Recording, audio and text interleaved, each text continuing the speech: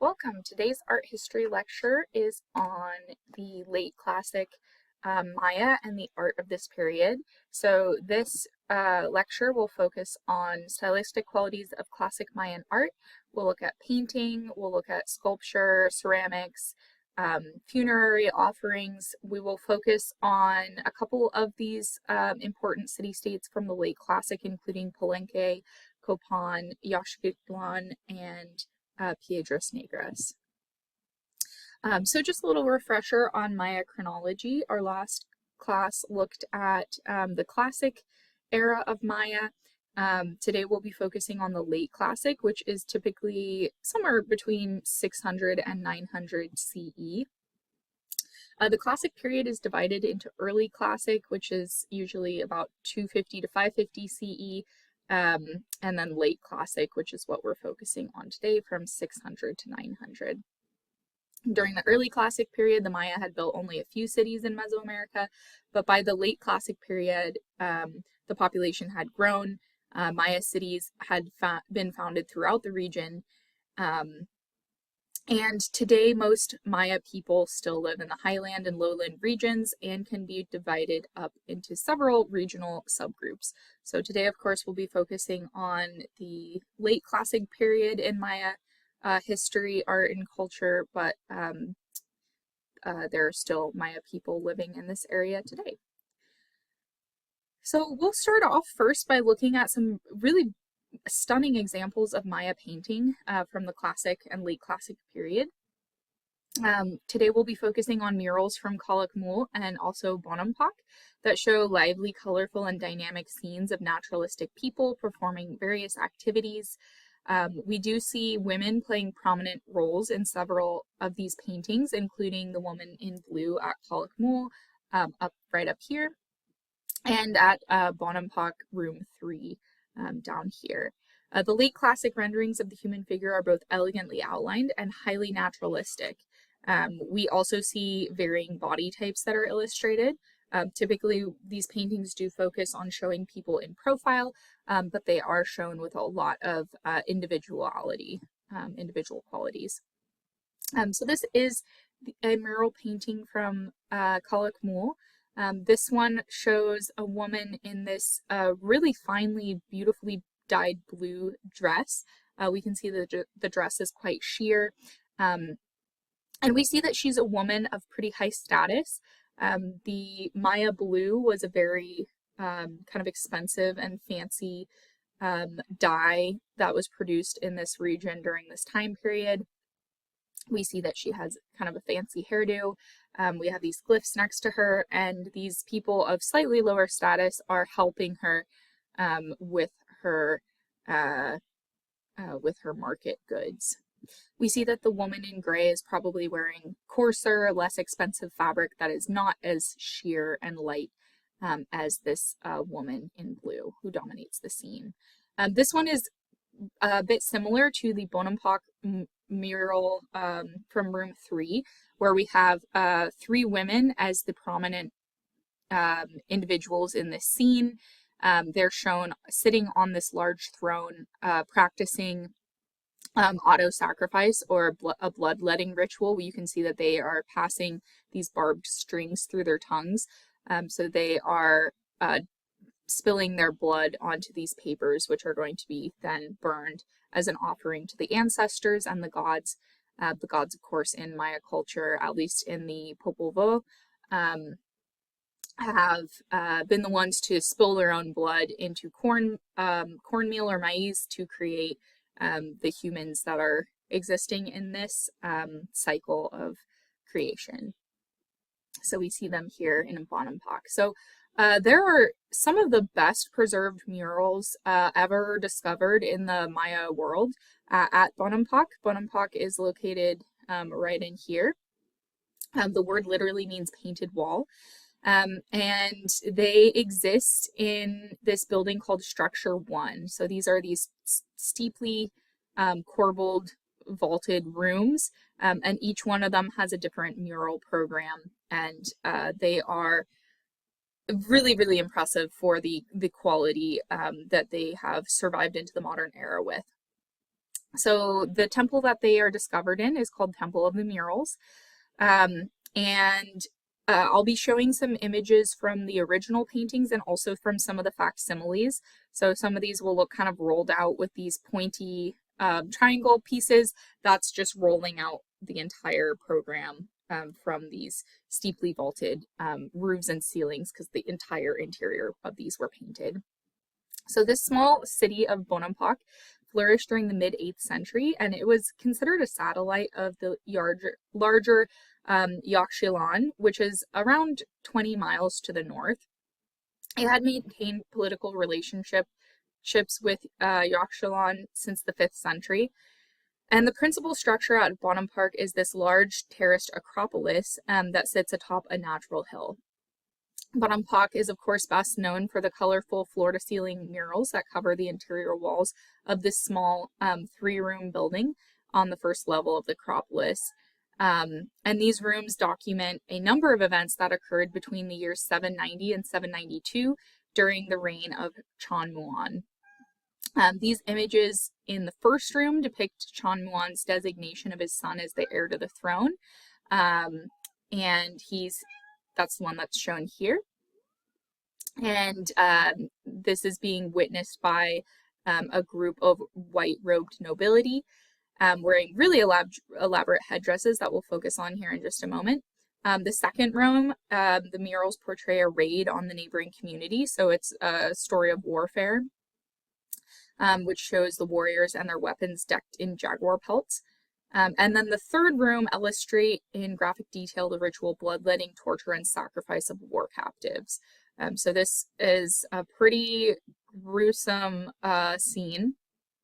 We'll look at images of disrobed prisoners that are shown with blood running from their fingers because they've ripped off their fingernails. The murals in the second and third rooms were especially important in dismantling the long-held until the mid-20th century belief and romanticized notion that the ancient Maya were a serene and peace-loving people. So because scholars had found such advanced writing and astronomy and just beautiful artwork, they were inclined to think that this meant that the Maya did not have these traits of aggression and warfare, which we find in pretty much every single society ever. And so there's quite a bit of violence and warfare that's shown in these images. So this is a little step back of the Bonampak Acropolis. Structure 1, which is the home of the murals, is this building midway up the Acropolis to the right. And let's dive in and take a look at these murals. So this shows us how they sit next to each other. Each one of these murals, you would actually have to kind of stoop down to get into this building. And there's no evidence of people using torches in here. So the best time to view these murals with natural light is in the morning when the sun is shining through. And this is a rollout facsimile of room 1. This is a facsimile made in 1948. And in this scene, we see Bonampak lords receiving visiting dignitaries, who are these men in the white robes, amidst musical entertainment. So the bottom register with the blue background are people carrying and playing musical instruments. And then from within a throne room, the Bonampak king accepts tributes of shells and chocolate. So up here we have the king showing off his son. In the other scene, we have people giving tribute to the Lord. So yes, chocolate was a form of currency in the ancient or the classic Maya world. So I guess money really did grow on trees for them, because that's where you get cacao. And let's take a look at mural 1. So this is what it looks like on the interior. Here we have these incredible headdresses here. Here we have the facsimile of the people with the musical instruments processing, the Maya lords in white with the Quetzal headdresses above. These murals were painted directly into the wet plaster. So this is a form of buon fresco, When you paint pigments directly onto wet plaster, it allows the pigments to absorb and bind with the drying plaster, which oftentimes results in a longer lasting and more durable painting. Here's details of the musicians. Again, we have this beautiful color called Maya blue. This brilliant blue was made by grinding up indigo and mixing it with light colored clay. Here we have a detail of the musicians approaching. They're either people wearing masks and the regalia of underworld monsters, or they're actually supposed to represent the underworld monsters. So one of them has these crayfish arms. Crayfish were oftentimes associated with the underworld, as were a lot of the amphibious animals for the Maya, because these animals are able to exist in the terrestrial world and then also be able to go down into the water. Many times in Maya art, we see the water as being kind of the entryway into the underworld. So these are the Maya nature gods. We see them in these elaborate headdresses. They're being approached by these musicians. A lot of what historians know about Maya musical history is actually learned through this painting. We see these very large trumpets. Some of the people in the procession are carrying these like maracas. Yeah, we're just really, really impressive. Here they are again, the musicians. Again, one really cool thing about this painting is the naturalism of the figures. So they all are very orderly. They're all kind of rhythmically spaced. However, they all retain kind of this sense of individuality. So they're all wearing slightly different regalia in slightly different poses. We see some of them are a bit more widely set than others. Some of them are a bit more lean. So we do see a bit of diversity in body types represented in these murals. So some of the things besides musical instruments that we learn about in Bonampak is actually some of the different types of weapons that were used in battle. And also the elaborate costumes worn on special occasions. A lot of the stelae and buildings that we see in the classic Maya world were originally very brightly painted. However, a lot of those paintings and the paint hasn't really survived very well. So this gives us just a really incredible look at the potential that these Maya artists had in their mastery of color and color theory. Anybody who's taken color theory knows that these red, oranges, and blue greens are complementary colors, so we get this really vibrant pop of color in here. Also, these murals have text that go along with them, which make them even more incredible for understanding even better. Stephen Houston and others have been able to decipher the titles of messengers, singers, and other people in the royal court. Women and children who are not always depicted on monumental stone sculpture have a lot of real estate in these paintings as well, which give us just a really cool glimpse into the Maya world.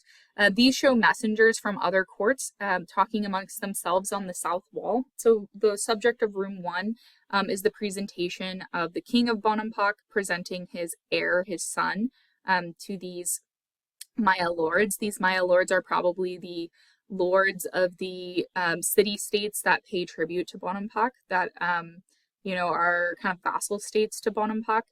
So we see that they're all kind of individually dressed, but they all have these incredible headdresses and these stunning white robes. Again, we do see different heights, different shapes, different sizes of these people. So mural 2 shows us the results of warfare and struggle.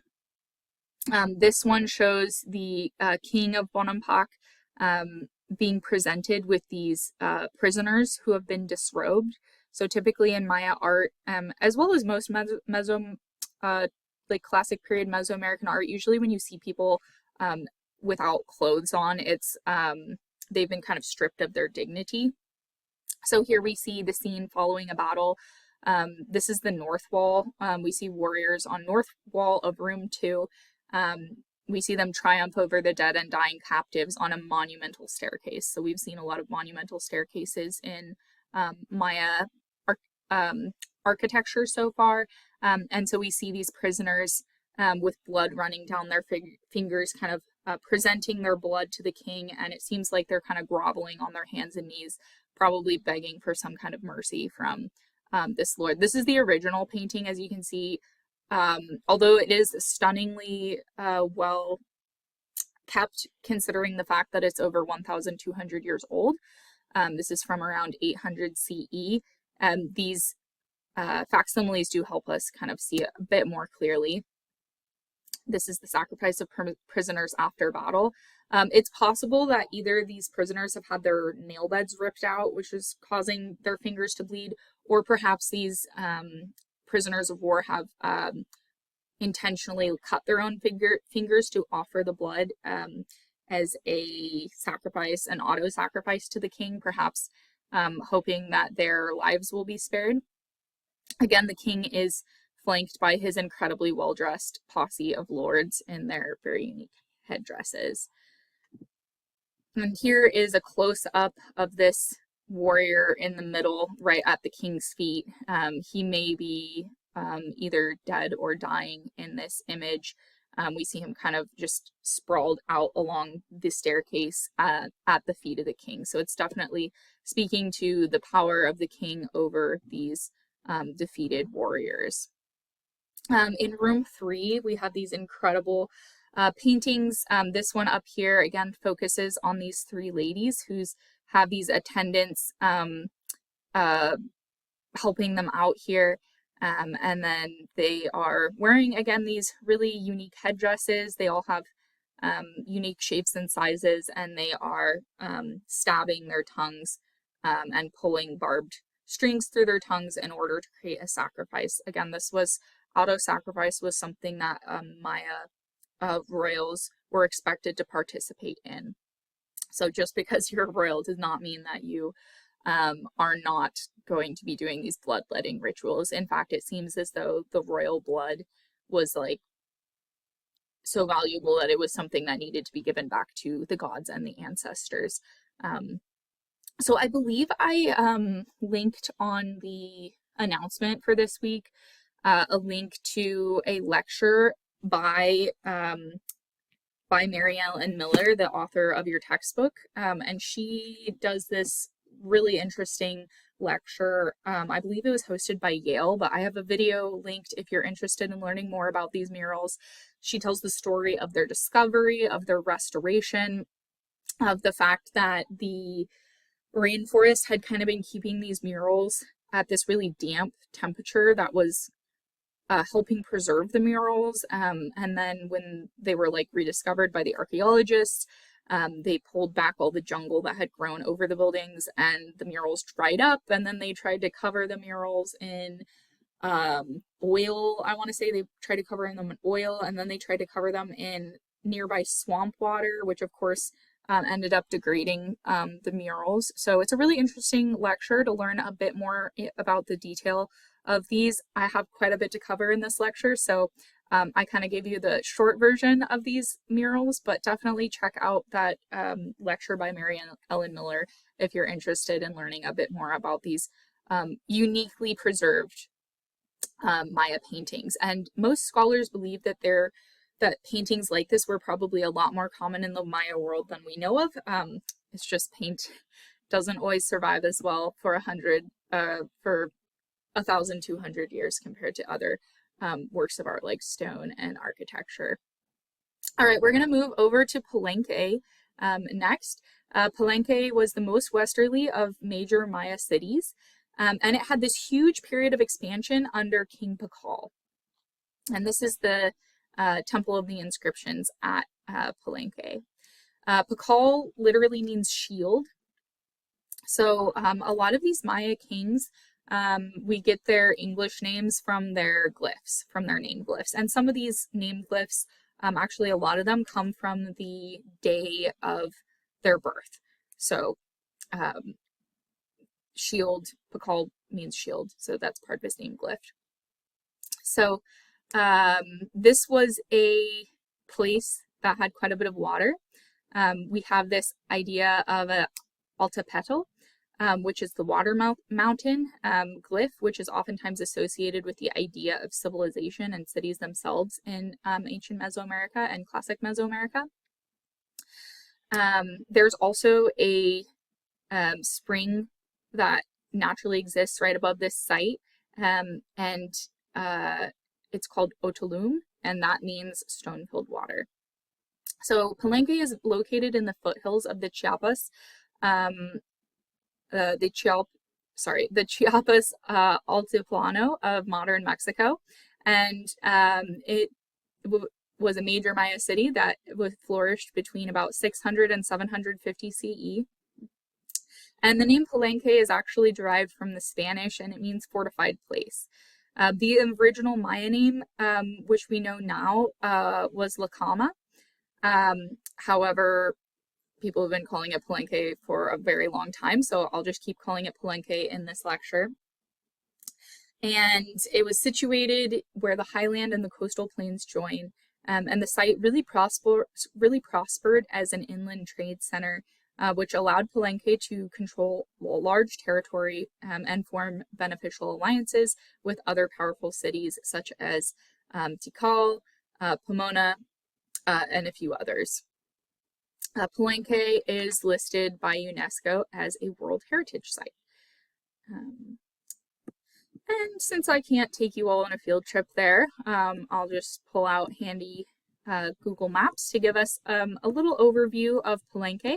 As we'll see in just a moment, Palenque is quite unique for some of its architectural achievements and engineering creativity.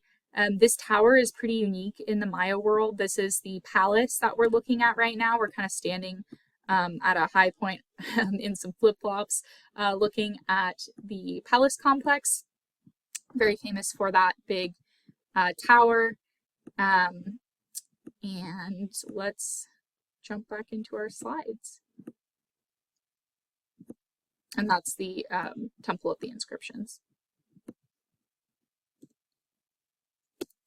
All right, so these are examples of variant spellings of Kinich Hanab Pakal the Great's name.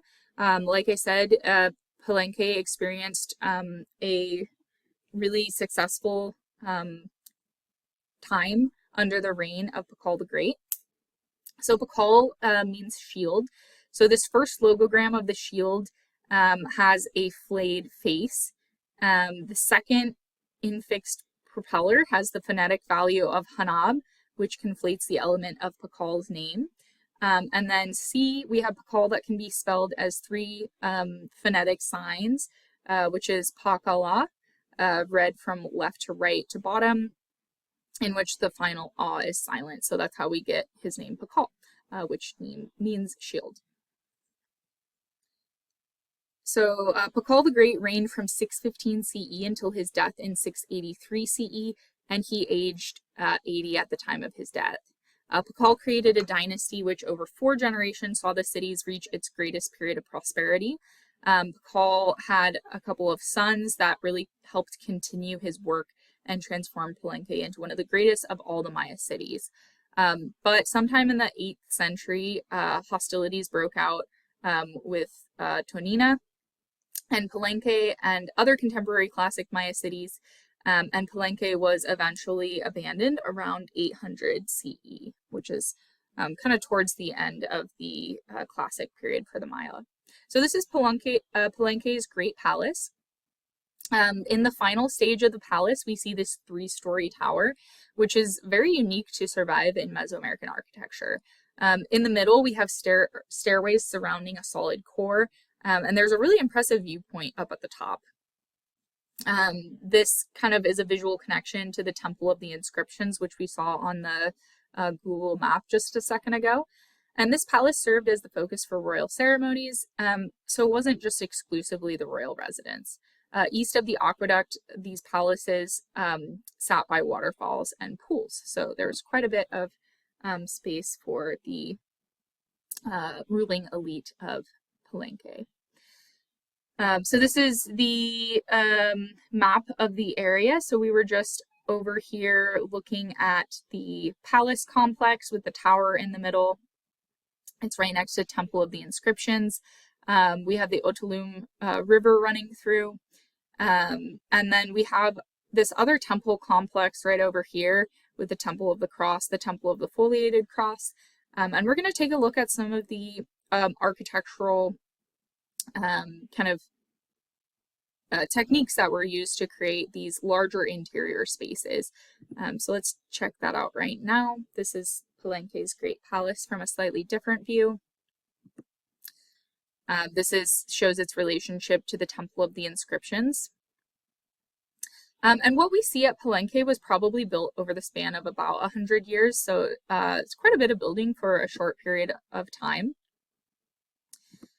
And what I really want to focus on when we are looking at the group of the cross is something in Maya architecture known as corbelled vaults. So Britannica says a corbel arch consists of two opposing sets of overlapping corbels, which resembles inverted staircases. So it kind of stair steps up.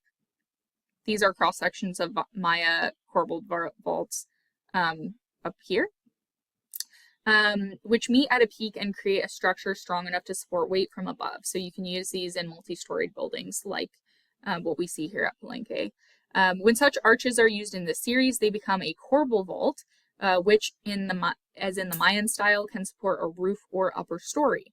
Corbel vaults and arches were useful in cultures that had not yet developed curving arches, like the Roman arch, and other ceiling structures. Structural corbelling has fallen out of general use in contemporary architecture, but we do see that the Maya really mastered it. So this was the first time this web-like shell of corbelled vaults had been used in Mesoamerican history, and this allows a lot more of a high interior space than what you get with just post and lintel architecture. Post and lintel architecture, you have the two sides of a doorway and then one flat lintel or slab of rock or wood over the top. So the Palenque architects set corbelled vaults parallel to one another in a Y form, with a light cutout roof comb over the central wall. So we'll be looking at a lot of roof combs here.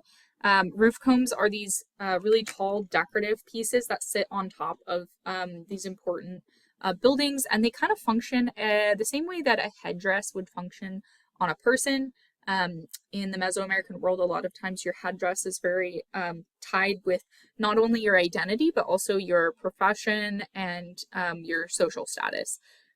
So these roof combs were very popularly used at Palenque.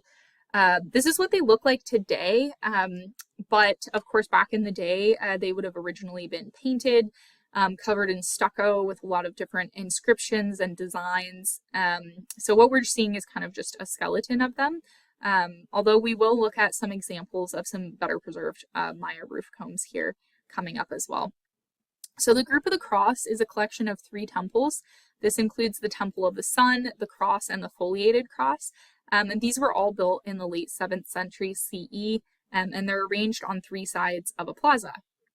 Each one of these temples is built up on this raised platform, accessed by a frontal flight of monumental steps, and each contains parallel galleries with a corbelled passage set at right angles. You can kind of see the interior of this one because it's half of it's fallen off, so you get kind of a little bird's eye view of what's going on architecturally in there. All 3 also have these large roof comb structures, and inscriptions within the shrines of each of the structures reveal that they were built in honor of 3 Palenque gods and dedicated in 692 CE. The king's ascension is recorded in tablets in all 3 temples, and he himself is depicted age 6, and again when he was made king at 49. So they are not only religious temples, but they also commemorate these milestones in the king's life. And this is the Temple of the Cross at Palenque.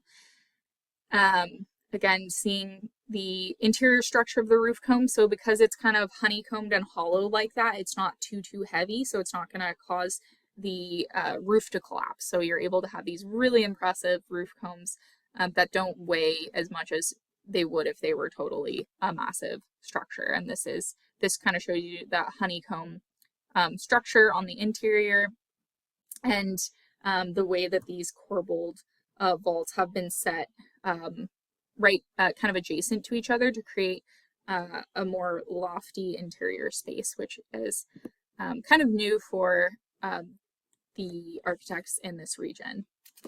This is the east court of the Palenque Palace, so we're jumping back to the palace. Here we see taludes of carved captives. So remember the talude tablero. The talude is the kind of sloping wall. And let's take a look at what these carvings look like a little bit up close. So if you're standing up on the top of this east court, you're going to be kind of stepping on these individuals. So what these are figures of captives. So again, they're not wearing very much clothes, which is this one's actually mostly naked. So this shows that they're kind of been stripped of some of their dignity. They're shown not super naturalistically. They're shown with kind of like not super accurate proportions. They seem like they're trying to cover themselves. They seem uncomfortable. Some of them show signs of injury, and these were kind of showing that every time you stepped up here, you're stomping on your enemies and your captives. This is the Temple of the Inscriptions at Palenque, and it was set into a hillside and completed in 682 CE. This pyramid has 9 different levels, which correspond to the contemporary Maya belief in the 9 levels of the underworld. In 1952, the Mexican archaeologist Alberto Ruz discovered a single curiously holed slab in the flooring of the chamber. He discovered that it could be removed like a door, and beneath it he found a staircase going down the middle of the pyramid that descended deep down into the heart of the building. So at the really deep inside of this pyramid, Ruz reached a single corbelled roof chamber. Outside of this chamber, he found 5 or 6 human skeletons that seemed to probably be sacrificial victims, which let him know that somebody important was probably buried inside of it. Inside, he discovered a richly decorated crypt where 9 stucco attendants on the walls were standing by the room's most remarkable artifact, which was a stone sarcophagus. So let's take a look. This is the stone sarcophagus that was found inside. And the sarcophagus was topped by a 3.8 meter long slab, which depicted the Maya ruler falling into the jaws of the Maya underworld. We'll look at that in just a second. He's falling into Xbalanca, which is the Maya underworld. When he opened the sarcophagus, the archaeologists discovered a jade and cinnabar covered remains of the greatest of all the Palenque king rulers, King Pakal the Great himself. He had been given a lifelike jade mosaic death mask and a lot of matching jewelry, and it was one of the greatest discoveries of Mesoamerican archaeology. And it showed that some of these great Maya pyramids had not just been built as temples, but that some of them were actually built intentionally as tombs for great rulers, which is similar to what we see with pyramids in ancient Egypt. So this is the interior of the Temple of the Inscriptions. This is a really old photograph that shows the corbelled vaults inside, creating those high ceilings. And this is a cutaway illustration that shows us that underneath this secret trapdoor, there is this steep level of stairs that descended down into this burial chamber inside. The tomb is set on a north-south axis, and this is pretty unique in Mesoamerica as it was built before the ruler's death, probably to the ruler's specification. It's also kind of unique in that this pyramid isn't built as a shell on top of an older building, which is oftentimes what we see in with these Maya pyramids, that they're just kind of layered on top of older monuments. This one seems to have been built specifically to house the remains of Hanab-Pakal. All right, so this shows the crypt inside with this huge slab covering the tomb. So we have the sarcophagus of King Pakal showed flat here. This is the interior of the funerary crypt, which is located at the lowest level, encased inside of the pyramid. And then this is a portrait head of Pakal created out of stucco. So King Pakal again is buried in this subterranean chamber directly below the pyramid. So he's connected to the earthly realm in that way. And archaeologists have suspected that this helps, in the ideology, helps Pakal inhabit both the world of the living and the world of the dead by being down in the underworld, but also having this access to this kind of artificial high mountain, which essentially is what pyramids oftentimes function as. So this lid of the sarcophagus was carved out of a single piece of stone, and it features a depiction of the king suspended over the jaws of the underworld. On the lid, Pakal is positioned in kind of this weird intermediary space between the heavens, which are symbolized by a world tree, and the birds above him, and also Xibalba, the Mayan underworld. So let's take a look at this sarcophagus lid. It's one of the ones you'll want to be pretty familiar with. On either side of his sarcophagus, he has images of ancestors emerging from the earth. So on the sides of the sarcophagus, he has his ancestors kind of coming up to greet him in this moment of death. I have this drawing next to it, just in case that's a little bit easier for you to follow along with. And so we see Pakal kind of leaning back in this this really interesting pose. Some scholars have proposed that it's him kind of falling in the moment of death, like kind of falling down into the underworld, which is why he looks like that. And some have suggested that this is more of a fetal pose that is speaking to his kind of rebirth in the next life. So this figure down here, I guess I'll point at the actual carving. This shows these kind of beetle pincher maws of the underworld, this kind of underworld monster that's kind of gripping his body in the moment of death. You can see these big giant teeth and these big beetle-like mandibles that are coming up to snatch him kind of at that moment of death. However, we see this cruciform shape coming up out kind of directly above him, and this has been interpreted as a world tree. So most classic and post-classic impressions of the Maya world tree portray a plant whose basal stem is rooted in a watery substrate that the Maya identified as the underworld of the gods. So the world tree rooted in the underworld, but it comes up and reaches up into the heavens. So the trunk of the plant is usually portrayed ascended from the skull of an aquatic god called the water lily monster. And oftentimes serpents, birds, and solar imagery are interwoven into the plant, which we kind of see up in here. So we see both plant and animal elements that can convey the concept of a vital linkage between the aquatic underworld, the earth, and also the celestial realms. So many of the different origin stories of Mesoamerican cultures have a tree kind of as a major part in their creation story.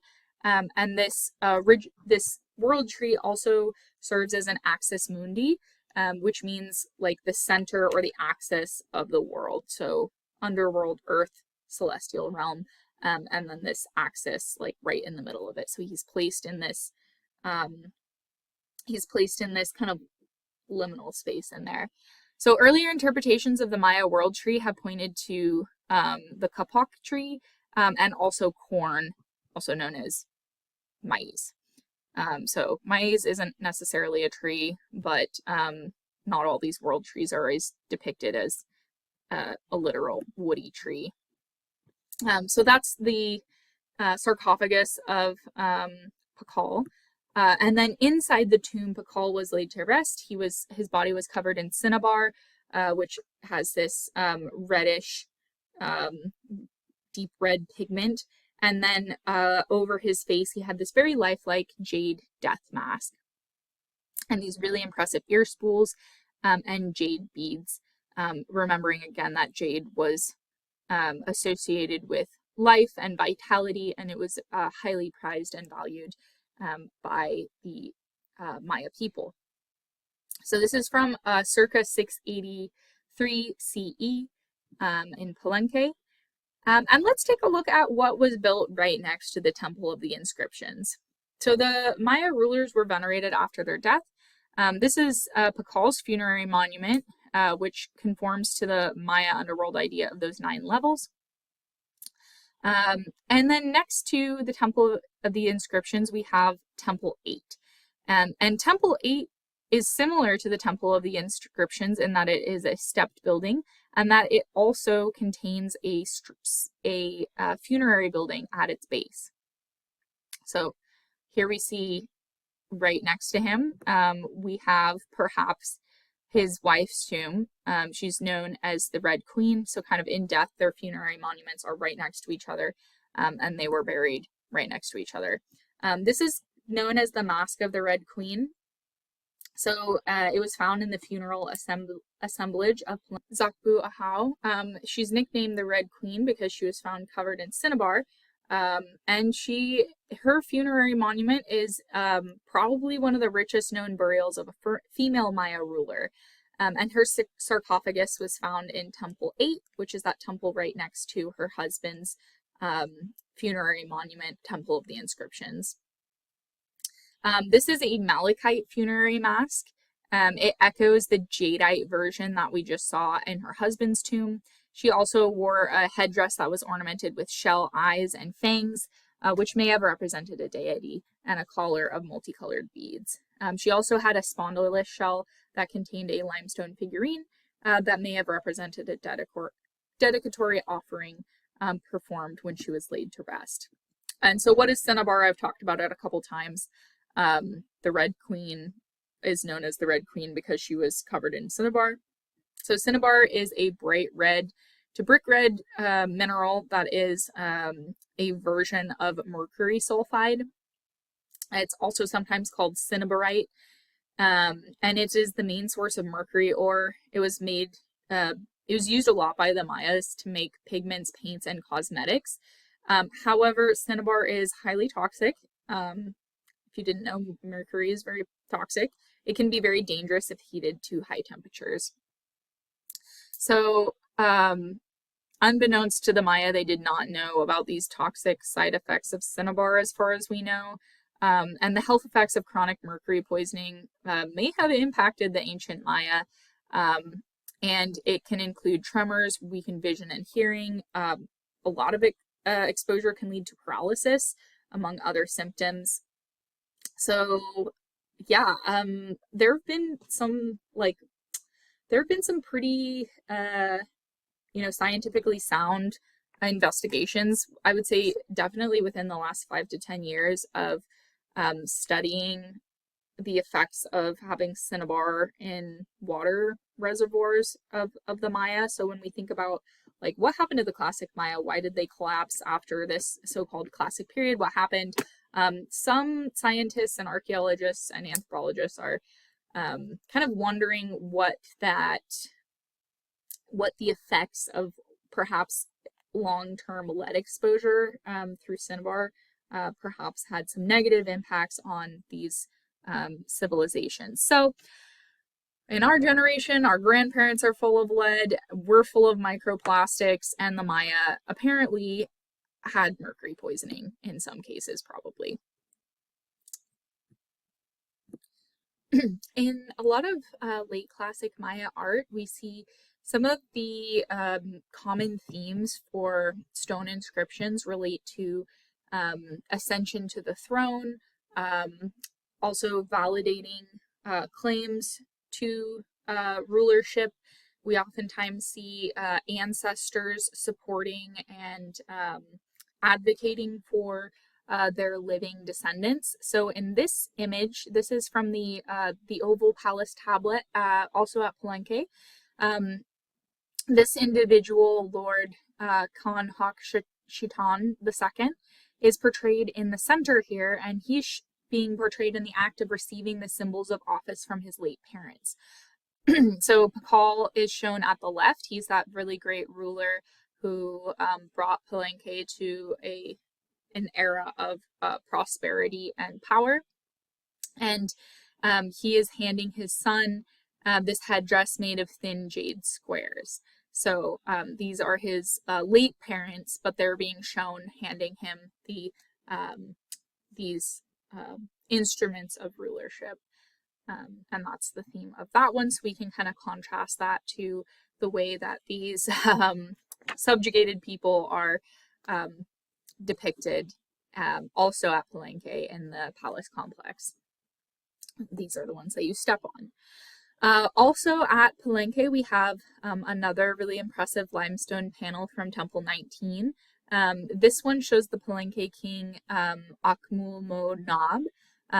He developed a program just up the slope from his predecessors. This featured works where the king acknowledges the fealty of his subjects. So these show probably vassal Maya lords offering their loyalty, giving him offerings, and you can see that he's like receiving them. They're kneeling, showing him respect.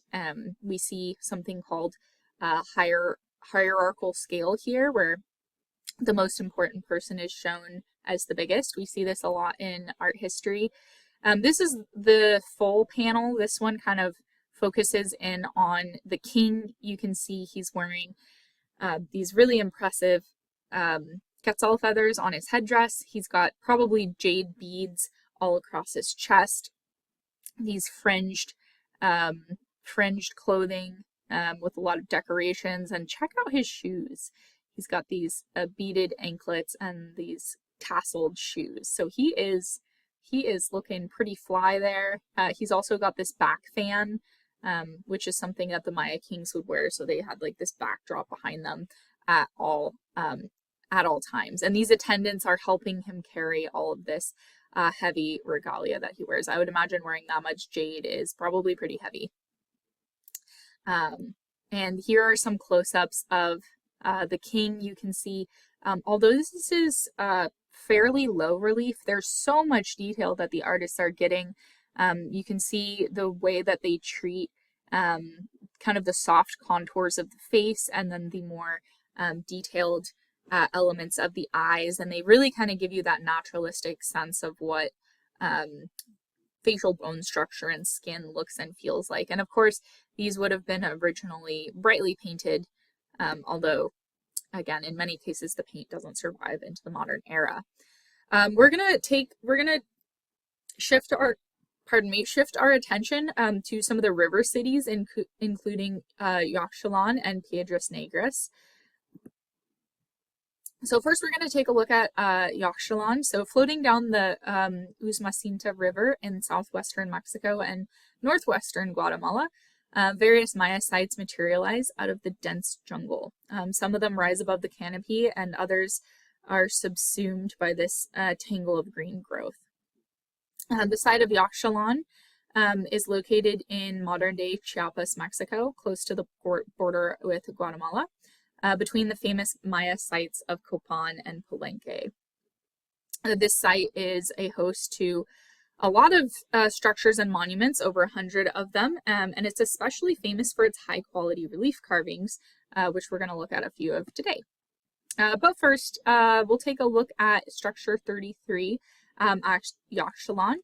Already, you should recognize this large roof comb, which is popular in this region during the late Classic Maya. So at structure 33 Yaxchilan, we see narrow doorways that pierce the monumental facade. This building was dedicated to an individual known as Bird Jaguar.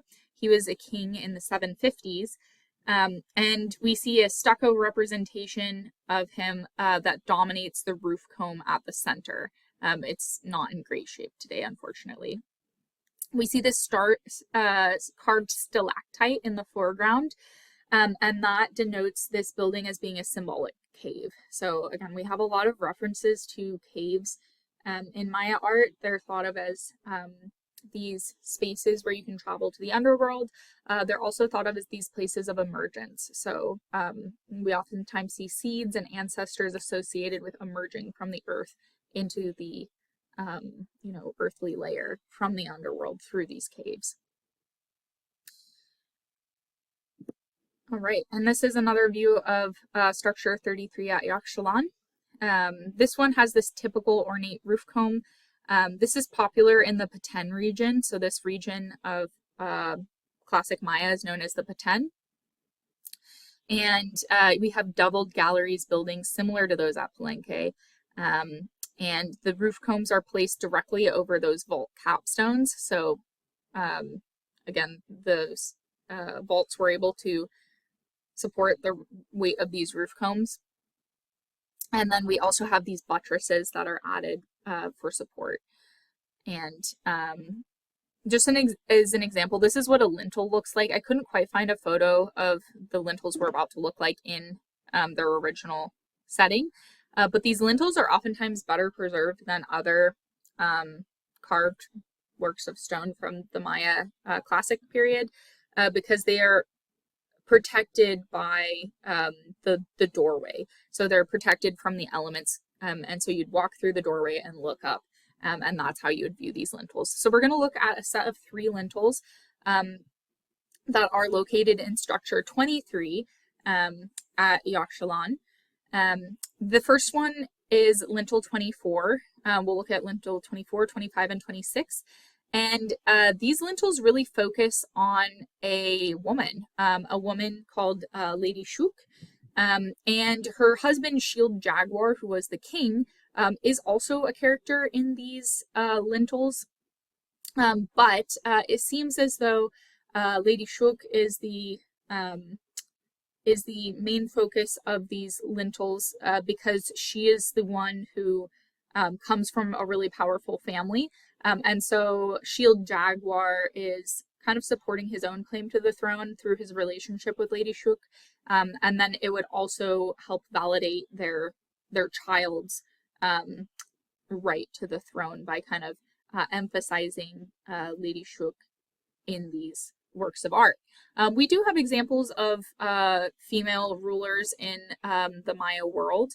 And we do see them featured in art, but they're not always like the main character. And we oftentimes see a preference for male leadership in the Maya world, although we definitely have queens serving as regents and sometimes ruling in the Maya world as well. So this is Lady Shuk. This is her husband, Shield Jaguar. This first lintel, lintel 24, shows her with that barbed string through her tongue, and she is performing a bloodletting ritual. Her husband, Shield Jaguar, holds a torch over her, and once that blood had been spilled onto paper bark, it would be burned, and the smoke would waft up to the ancestors and the gods. And this is a close-up of Lady Shuk pulling that thorn rope through her tongue for the bloodletting ritual. We see just incredible sensitivity of the artist carving this, creating these beautiful headdresses, beautiful jewelry, the details of her hands. Here's the detail of Shield Jaguar, who is the king, presiding over her with this torch. We also see these glyphs above his head. And I wanted to show you the details of her clothing. It is absolutely insane. They even have the tassels that kind of droop with the weight of gravity, and these just intricately rendered, beautiful weavings that I wish their clothing had survived a little bit better. That would be really cool to study a bit more of their textile. We will look at some really cool textiles when we hop down to the Andean regions for the second half of the semester. So don't worry, we will look at some cool textiles in this class. So structure 23, lintel 25, so the next one of the next lintels, this is the one that's actually in your book. We see the result of that bloodletting ceremony. We see the effects of bloodletting. This is perhaps a hallucination or some sort of spiritual vision that Lady Shook is having. We can see that she looks quite small in this, and she's kind of crouched down and looking up.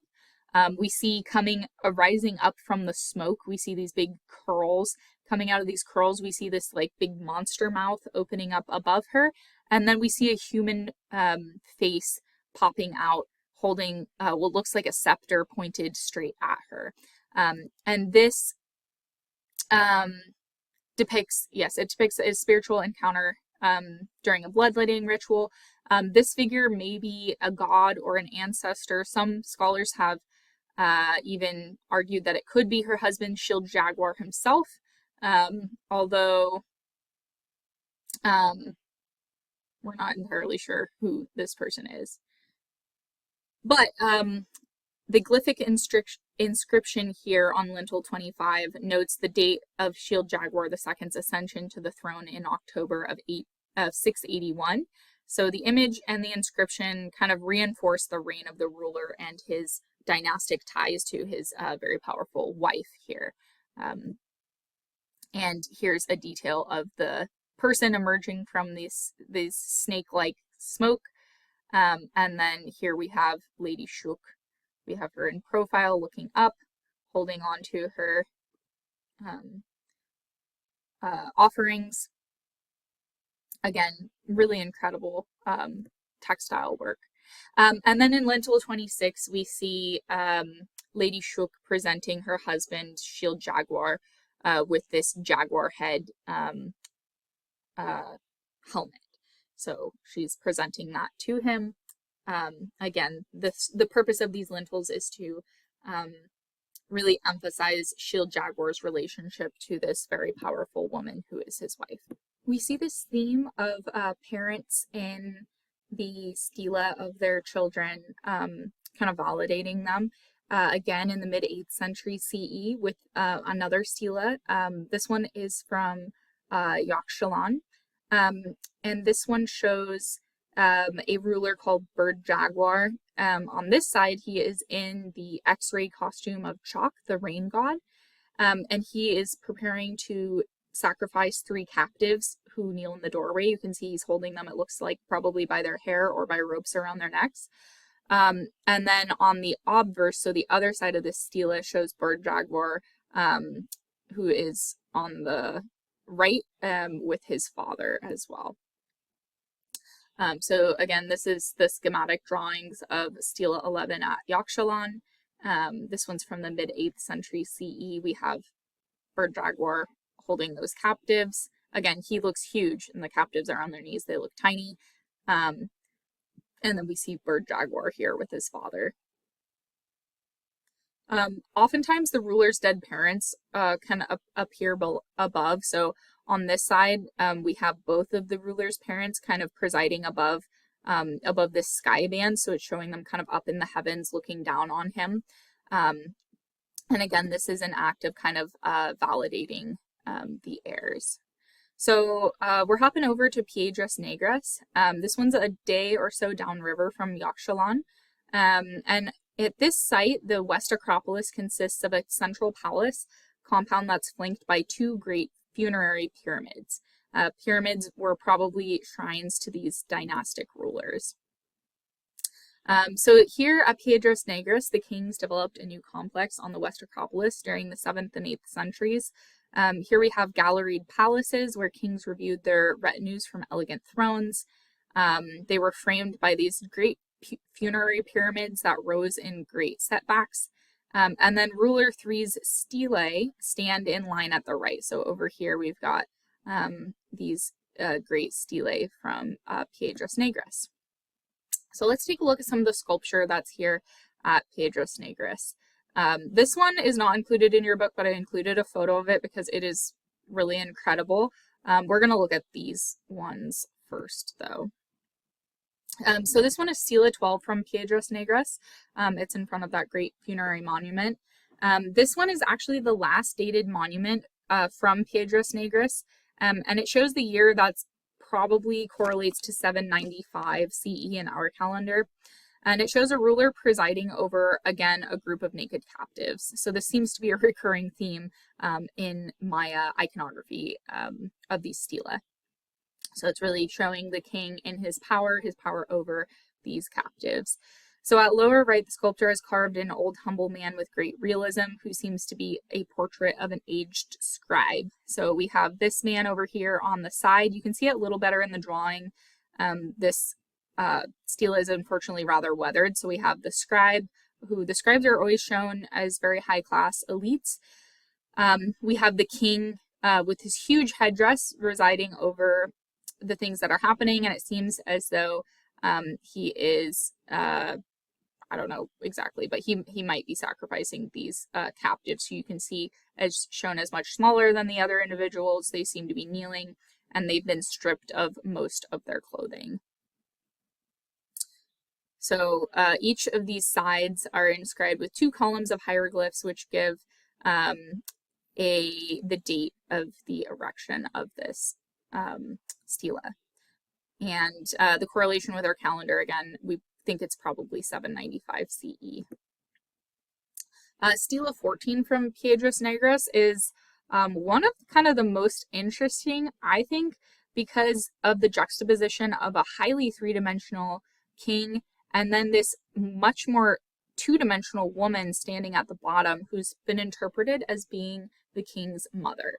So this one's really interesting because it begs the question, why would you put one of the subjects really in high three-dimensional carving and make the other one two-dimensional? Like, is she supposed to be on the outside of the stela looking up at him?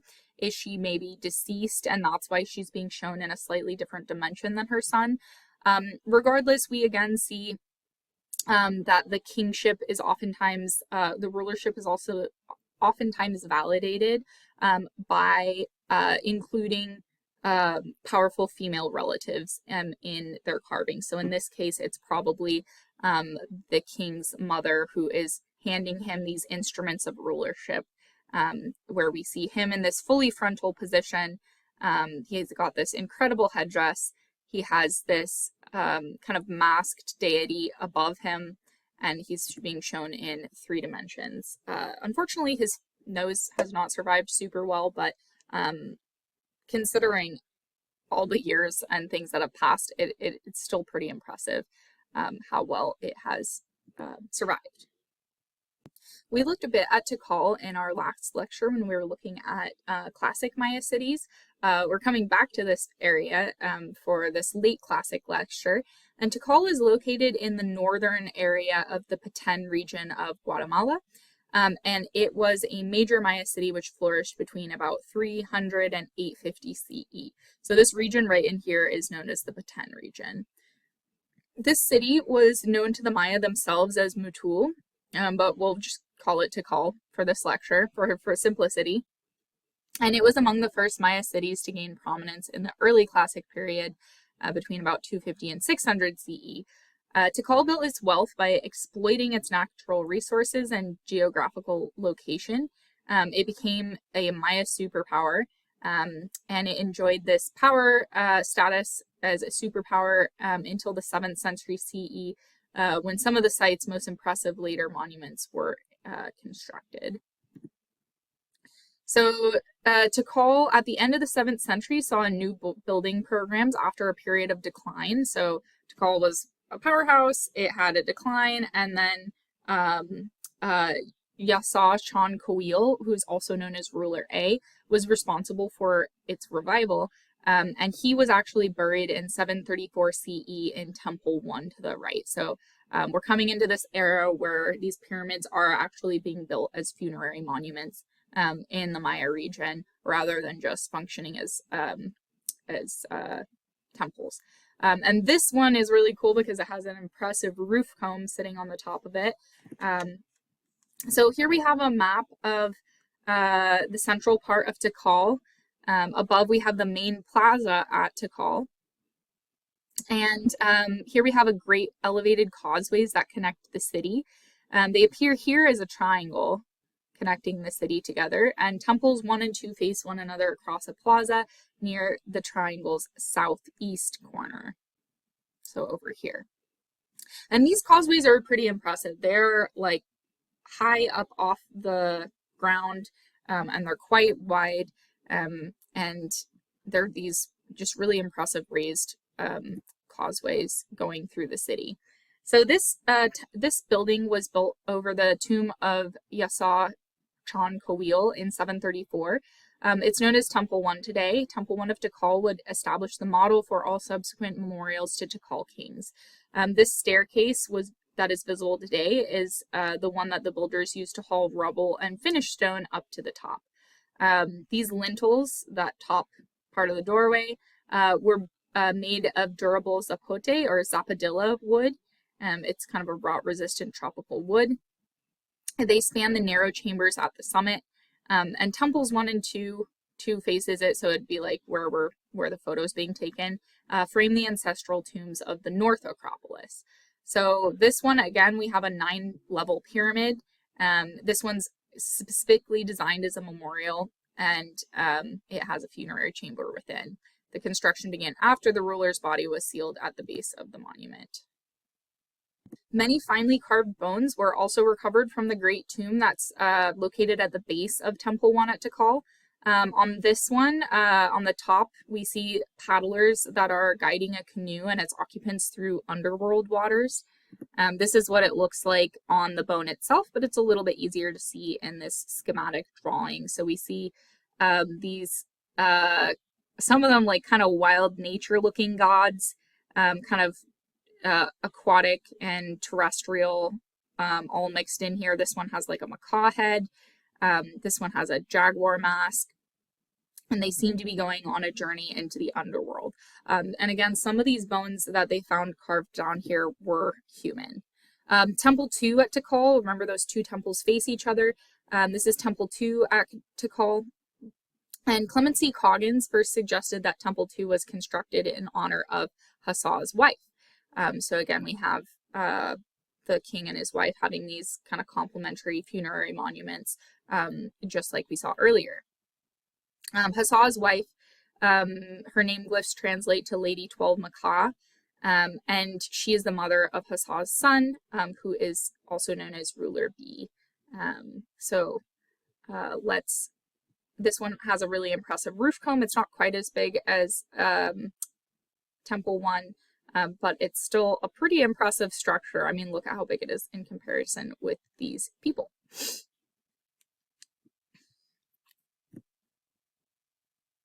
And this is a really quick little fly through that shows you what these temples look like in context with each other. So they're kind of like facing each other into the afterlife with these just absolutely incredible roof combs. We have the ancestral burials, which we looked at in the last lecture, up on this Acropolis up here on the hill.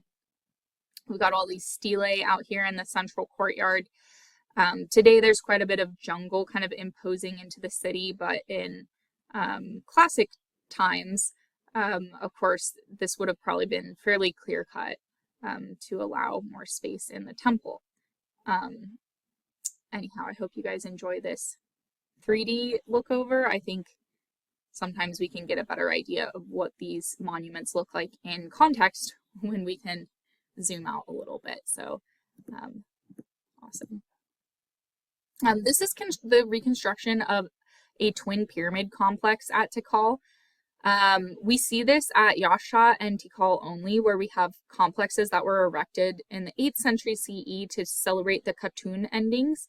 So the Khatun endings happened at the end of the 20-year cycle in the Maya calendar, and oftentimes this would be a cause for celebration and a lot of rituals to ensure that these cycles of time kept going. So these groups were known as twin pyramid complexes and show strong east-west orientations. 9 of these complexes were erected in sequence, presumably to celebrate the 20-year Khatun cycle. So this is another example from Tikal. There's quite a bit of buildings here at Tikal. This is the central Acropolis.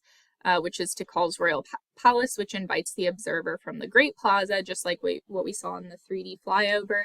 But the access to this palace was very carefully restricted, and we do see this a lot in Maya architecture, that the royal palaces are going to be lifted up high, and there's going to be really few points of access, which would have probably provided some security for those royal families. And I wanted to throw this in here. I know I mentioned talking about Cinnabar with the Red Queen and with Tikal, but new research reveals that 2 of the largest reservoirs at Tikal were contaminated with high levels of mercury. Mercury, also phosphate, and a specific type of cyanobacteria that was known to produce deadly toxins. So at the end of the lecture, when we talk about, what caused the kind of collapse of these classic Maya civilizations, it's possible that their contamination of their drinking water could have had something to do with that. So these are the reservoirs that they had. Of course, whenever you have large cities with a lot of people, you need water. So I just wanted to throw that in there just so you guys can think about it. I believe the Smithsonian did a publication on it kind of recently. So check that out if you're interested. We're still at Tikal.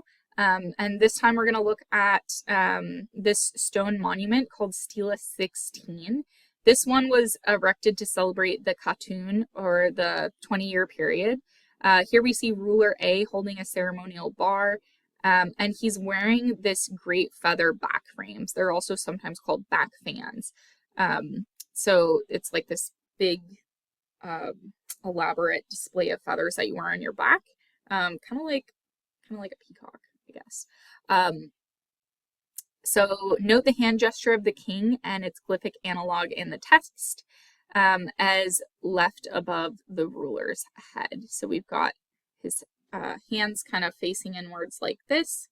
And Stela 16 presents Hasa Chan Kuil, the king later that was buried in Temple 1. So this was like during his lifetime, and then afterwards he's buried here. Also preserved at Temple 4 at Tikal, we have this really impressive, very impressively preserved wooden lintel. So again, the lintels are better protected because they're inside of the doorways. This one shows ruler B at the center, and he is wearing the mask of the jaguar god of the underworld. This is denoted by the twisted cord on the nose, and the bar and dot number 7 on his cheek.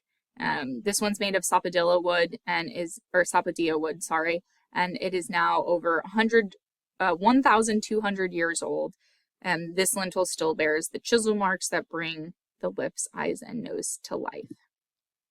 All right, we're heading down a bit farther to the southeast to look at Copan next.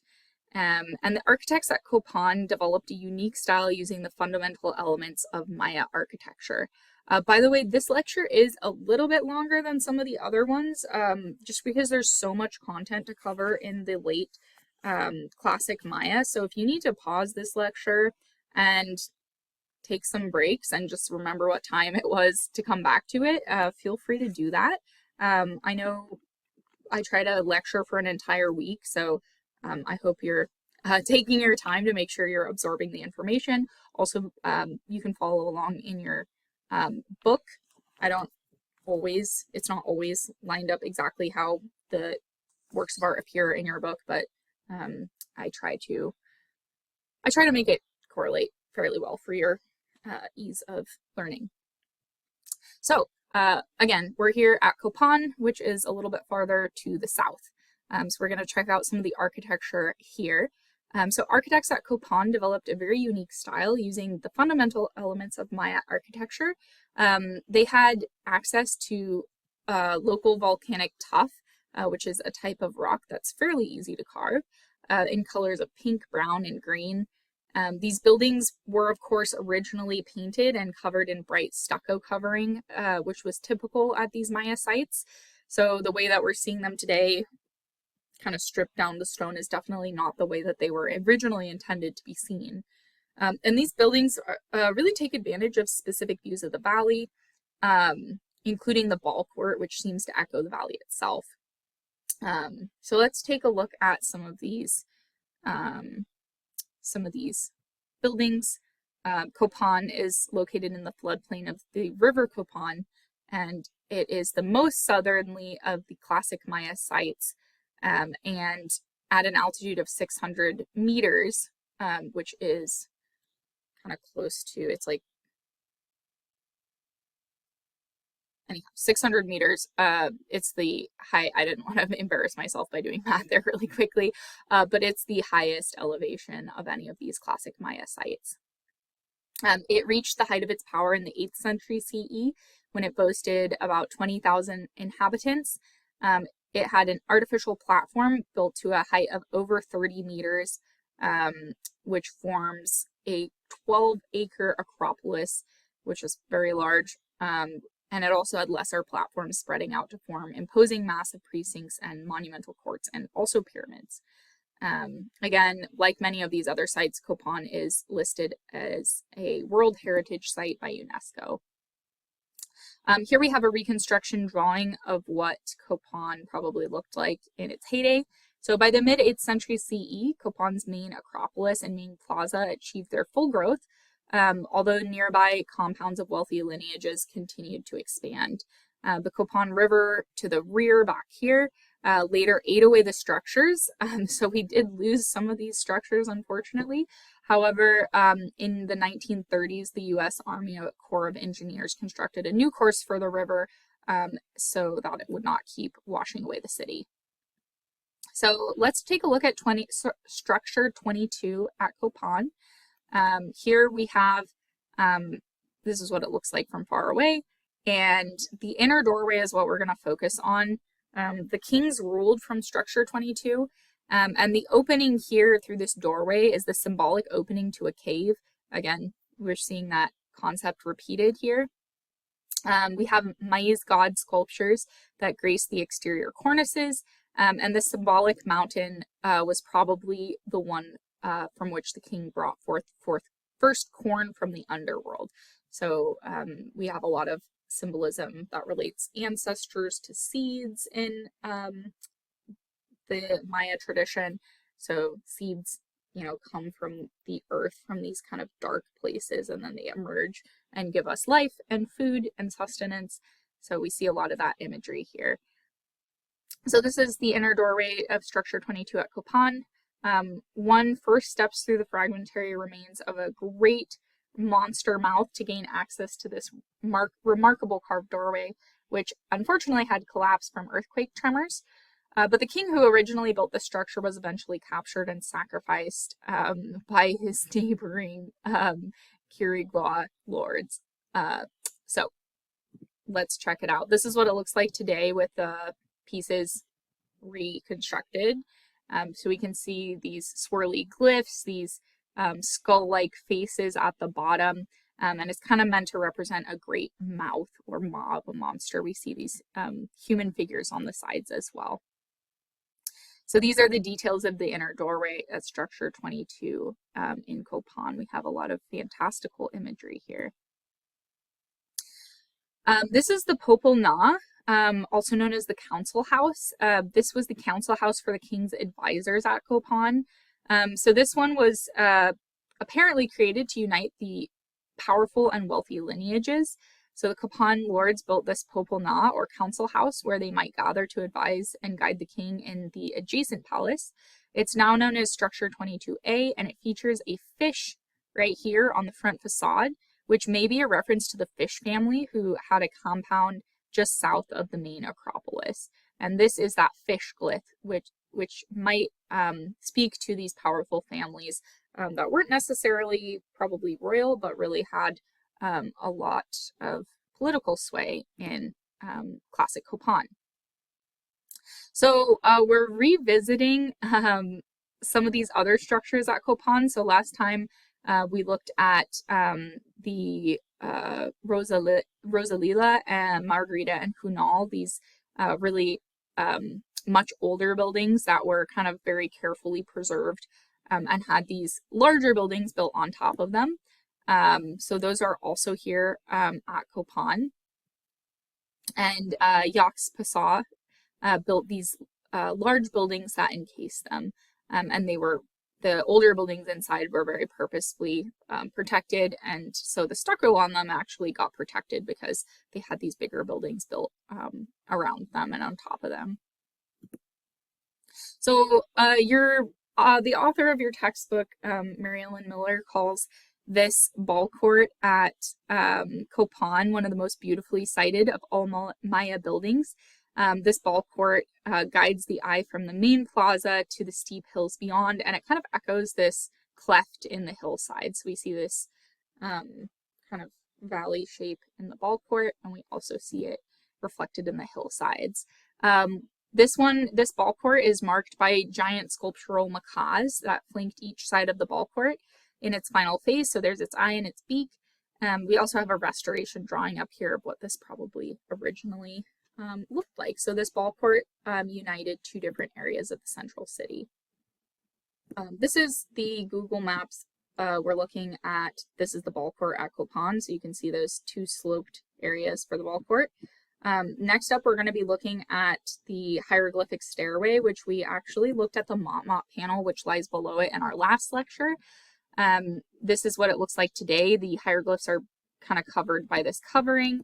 And then we also have this beautiful stela that's protected here. So this is looking at Copan. So let's take a look at the hieroglyphic stairway. This hieroglyphic stairway contains 2,200 glyphs that relate to Copan's late Classic dynasty. We have 5 three-dimensional rulers that sit on ledges in the middle of the staircase. Some of these rulers actually sit on top of 2-dimensional captive figures. Again, that seems to be a common trend. And then somebody visiting this would climb through time to visit the ancestors as they ascended up the stairway. So here are some different views of the hieroglyphic stairway. Here we have one of those Maya lords that are kind of popping out from the middle of the staircase. We've got this statue standing at the bottom of it. This photo is from 1940. When the hieroglyphic stairway was first discovered, a lot of the hieroglyphic blocks, as you can see, all of these steps have hieroglyphs carved onto them, over 2,200 of them. When it was first discovered, it was kind of jumbled up from earthquakes. And in the 1940s, the Maya written language was not fully deciphered. So there's been a lot of restoration work since 1940 to make sure that these glyphs seem to go where they belong now, which was definitely a very long process for these linguists and scholars to kind of get right.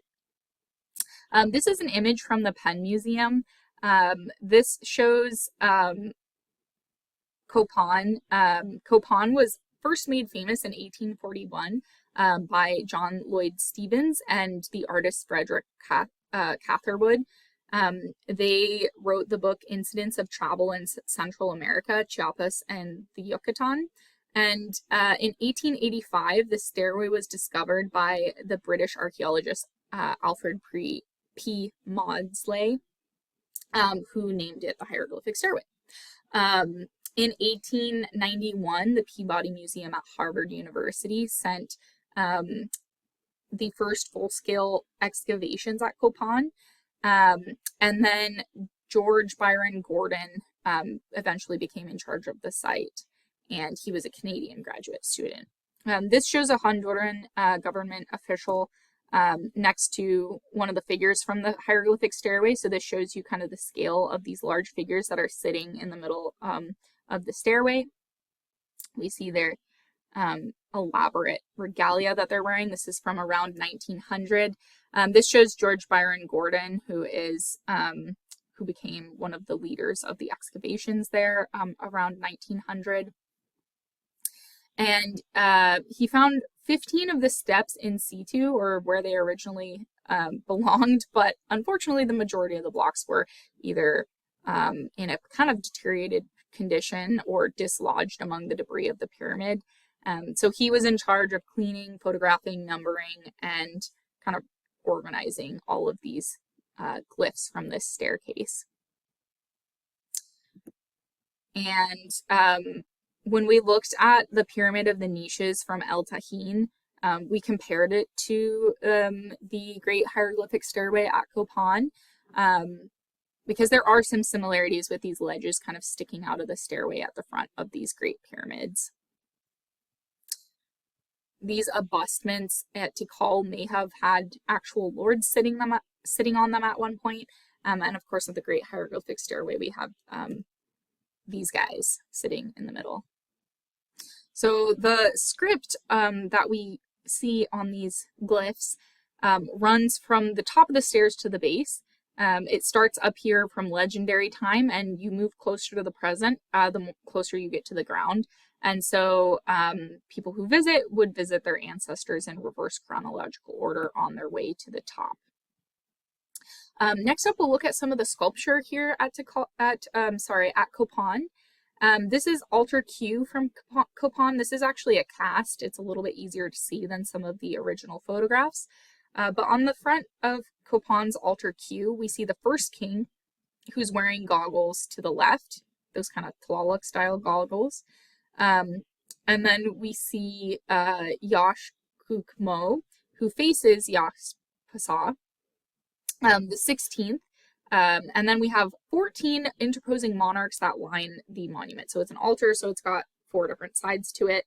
And the 19th century traveler, John Lloyd Stephens, who's responsible for making this site famous in the modern world, had proposed that these people sitting on, what these people are sitting on are actually their names, so the hieroglyphs for their names.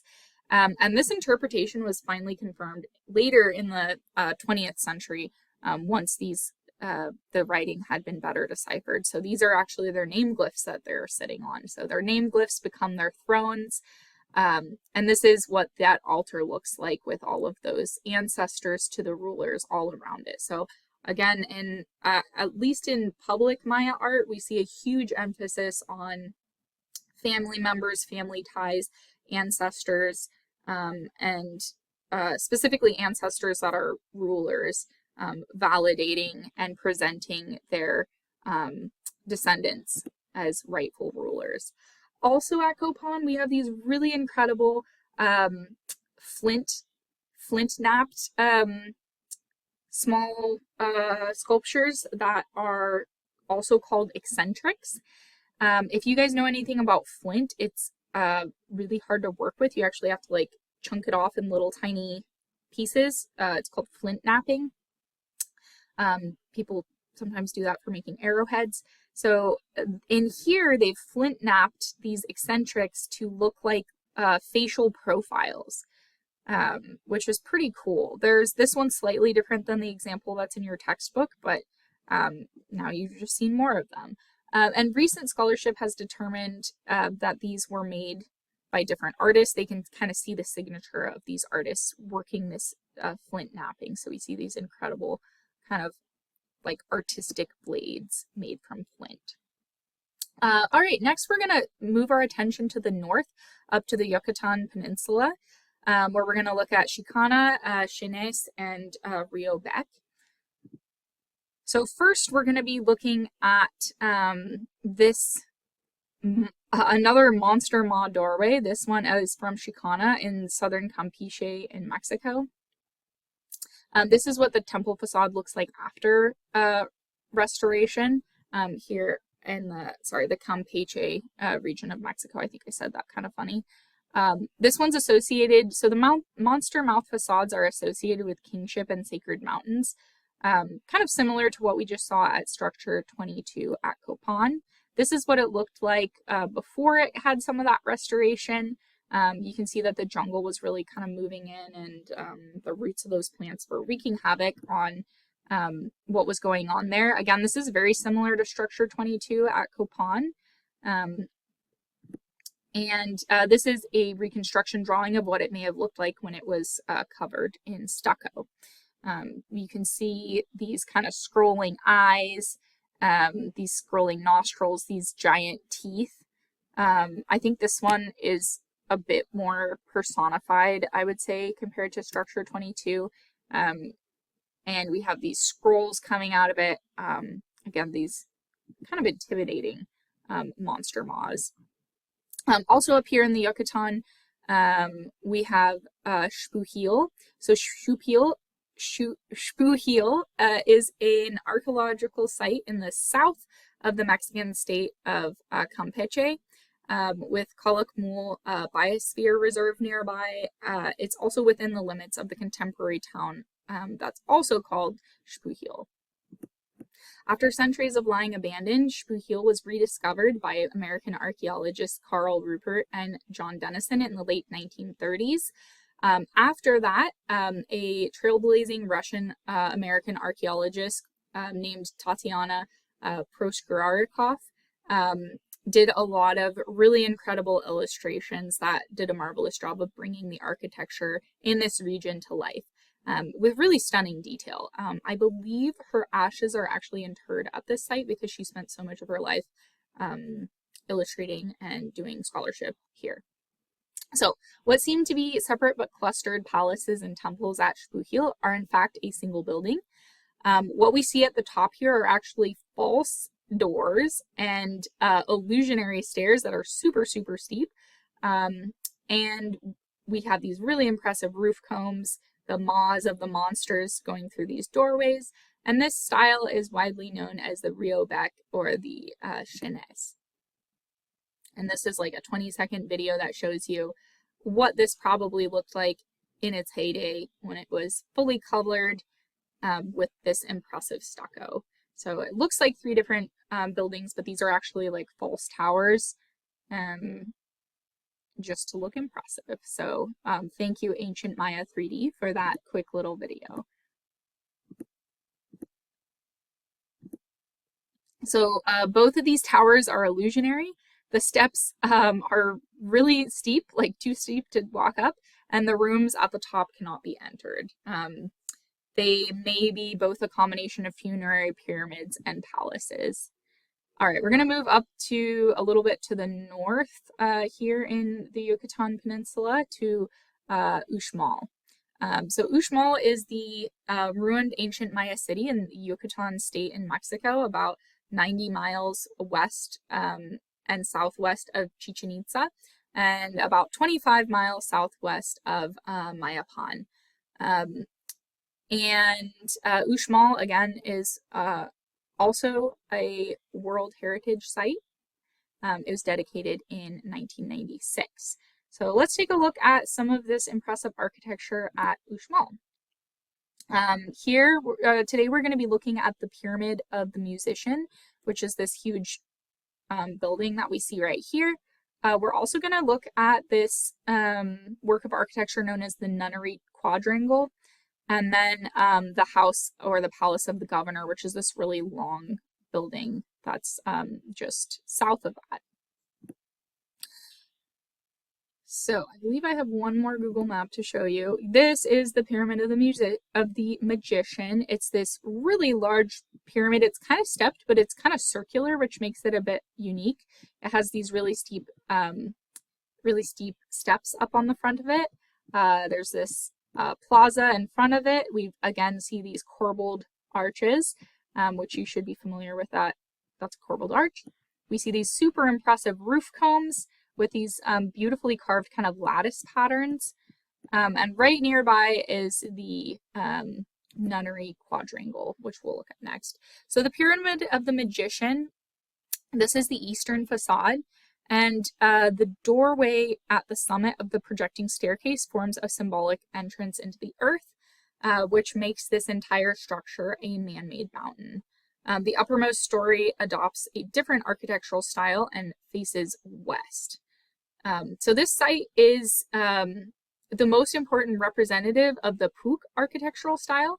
This flourished in the late Classic period, and the characteristics of this style include limestone construction, often with smooth wall surfaces, plaster or stucco finishes, masks and other representations of the rain god Chak, and the prevalence of styling along horizontal lines. So this is details of the Pyramid of the Magician at Uxmal. You can see these people are climbing up these steps. These are not like super friendly steps. I feel like that would be a little bit intimidating. This kind of is giving me like the cables on Half Dome vibes for sure. So we've got these really steep stairs going up to the top of the Pyramid of the Magician. This is a close-up of that doorway that kind of makes that symbolic cave entrance. We see this beautiful style, kind of lattice style up here, more of these super steep steps. And I like how this, having the people on here gives you a little bit of context. All right, next up we're looking at the nunnery quadrangle as seen from the Pyramid of the Magician. This one's seen in dry season. We see the four buildings facing inwards at each other, creating a great palace. Some of the icons that we see, or the styles of architecture that we see, include flying facades, these airy roof combs along the top of the buildings, veneer masonry, well-cut stones that fit together without mortar that mask a rubble core. This is a detail from the nunnery quadrangle. We see these snake motifs, more of this kind of lattice style carvings. This is the roof comb. Here's a close-up of these coffers, these kind of inset designs, and these great snake-like creatures gracing the surface. These are chalk masks. So again, chalk is that rain god that we see throughout Maya religion and art. And this is the corners of the buildings kind of representing chalk. This one is the House of the Governor. This was built around 900 CE by Lord Chalk. This one is called the House of the Governor, and it was the crowning achievement of his reign. We have a slight outward lean of the structure, which is the opposite of a pyramid. A pyramid comes inward. On these ones, the walls kind of face outwards. This gives the illusion that the building is kind of springing up from the ground. And it was constructed to commemorate the reign of Lord Chalk, and it was used as a royal palace and also an administrative center. As you can see, it is also decked out in these beautiful carvings. When you see it from the front, you realize what a long building it was. It's created with these three semi-detached structures that are linked by these sharp corbelled doorways along here.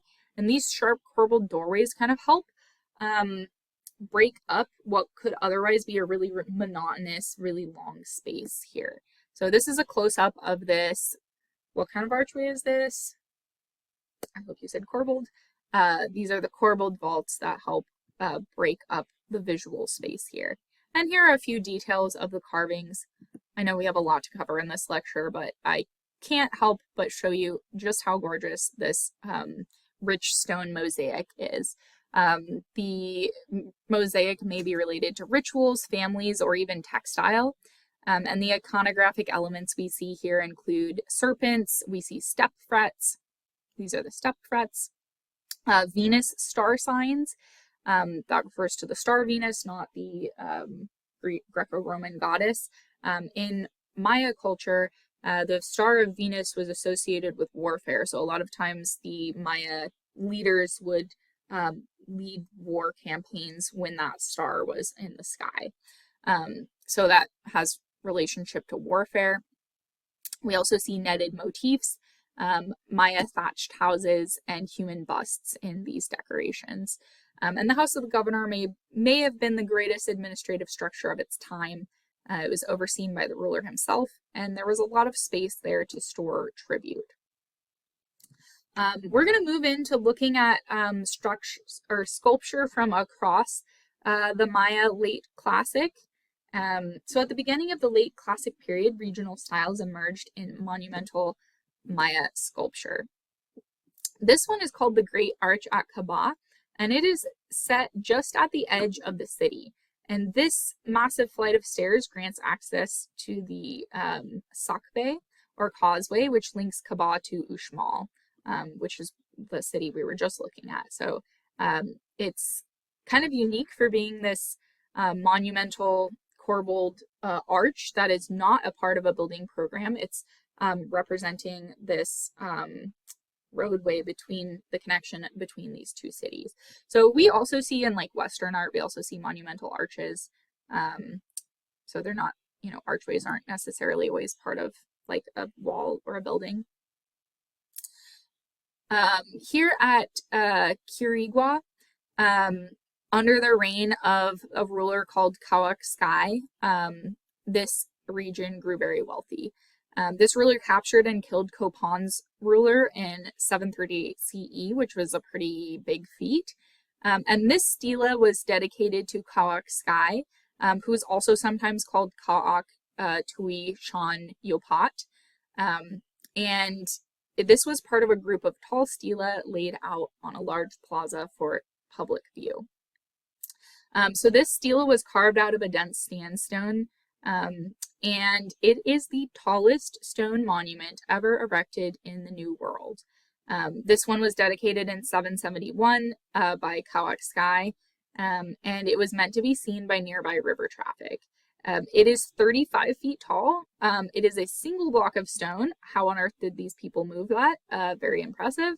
And it is 26 feet 6 inches above the ground, and this is what it looks like next to people. This is what it looks like when it was discovered in the modern era, and this is what it looked like once they kind of finished straightening it out. So it's very, very impressive. It shows the ruler in really high relief, covered in regalia, covered with these masks, headdresses, and glyphs.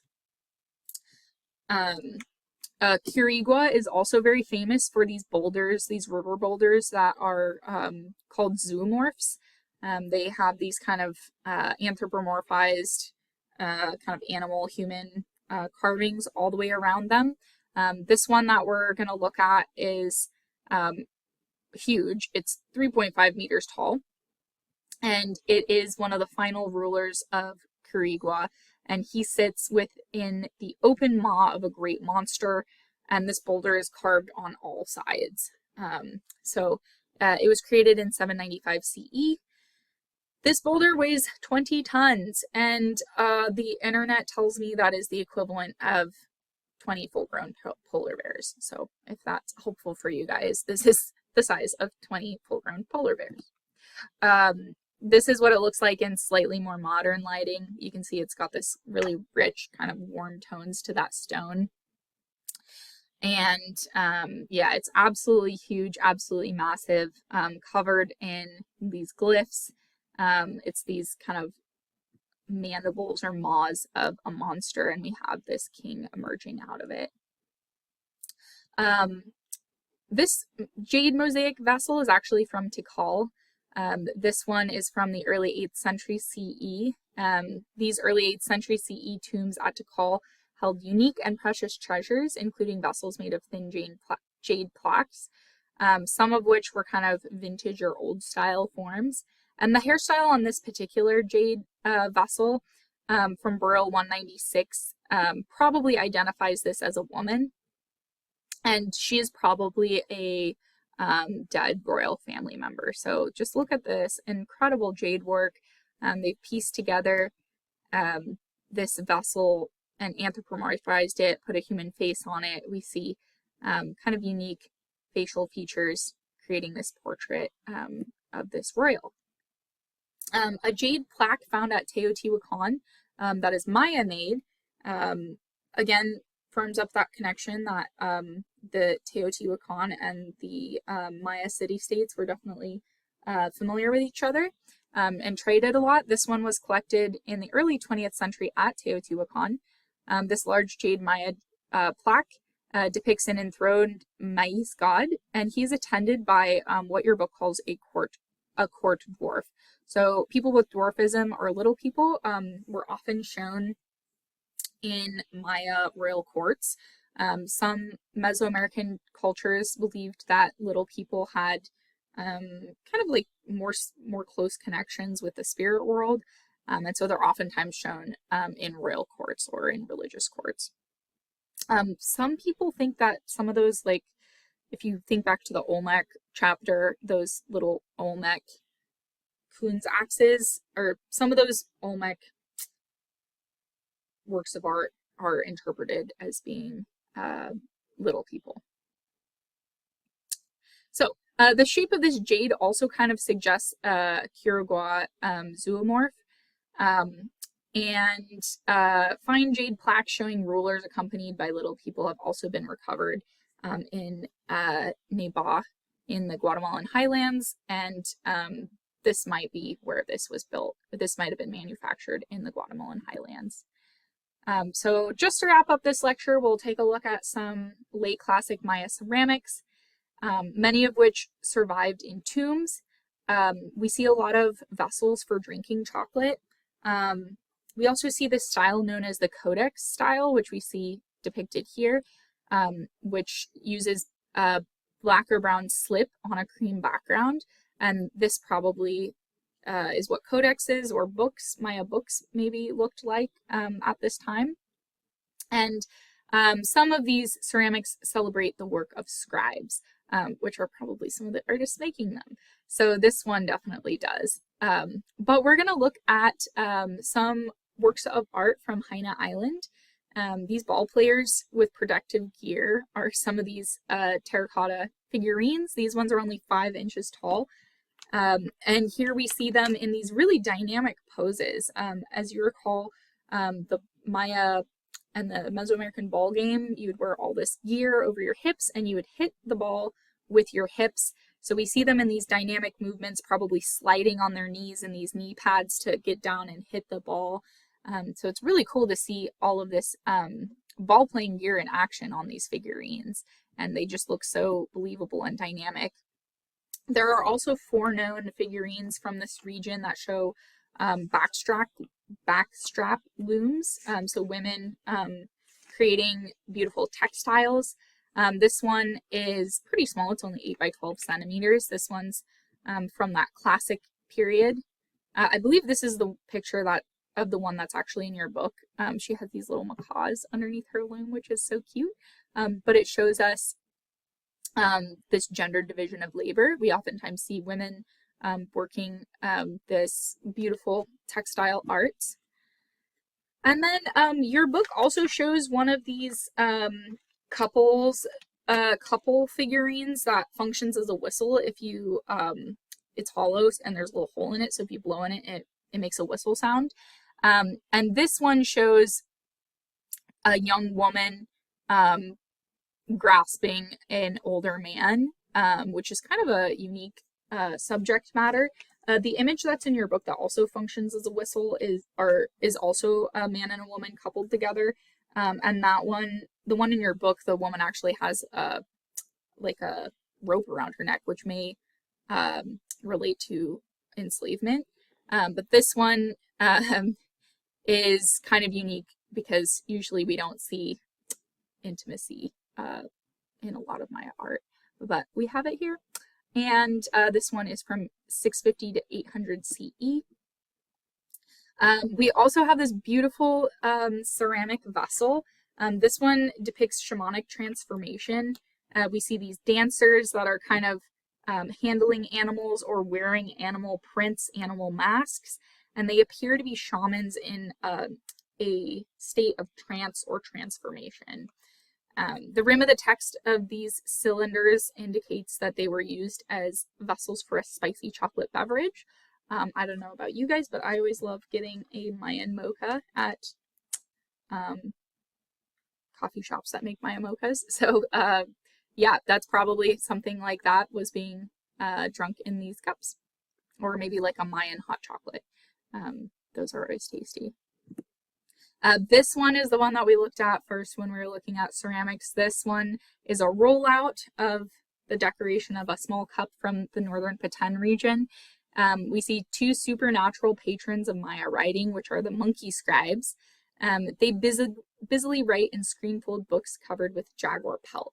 So the monkeys seem to be the patron deities of scribes. And here we have this black on cream palette with a red rim, which exemplifies that codex style because it looks a lot like writing on paper with these kind of limited color theory. So we have the monkey scribes in profile. They're writing in these books, which are folded up. Instead of our books, which are bound like this, they kind of unfold like a accordion. So you can like hold them all out and multiple people can look at them at a time, which is really cool. So those are our Maya scribes. So we've come to the end of this lecture, the end of the Classic Maya period. So the momentum of the Classic Maya decreased in the late 8th and 9th centuries CE. Most of the stone monuments that we have from these Classic Maya sites date before 760 CE, although there are a few exceptions. And overall, by about 900 CE and slightly later in the north, in the Yucatan, the Classic Maya civilization seems to have collapsed, and many of these cities had been abandoned. So what caused this? There's a lot of different theories about what caused this, whether it was an exploitation of resources, natural resources, whether it was disease, crop failure, famine. But what we really see in the art and inscriptions by the Maya artists themselves is we see a lot of descriptions and illustrations of warfare right around 800 CE. So it seems as though if warfare was not the actual cause of the demise, it definitely accompanied the demise of the Classic Maya period in Mesoamerica. So in our next chapter, our next lecture for our next week, we'll be looking at Mesoamerica after the fall of classic cities. So we'll be looking at some post-classic art and architecture, and I will see you then.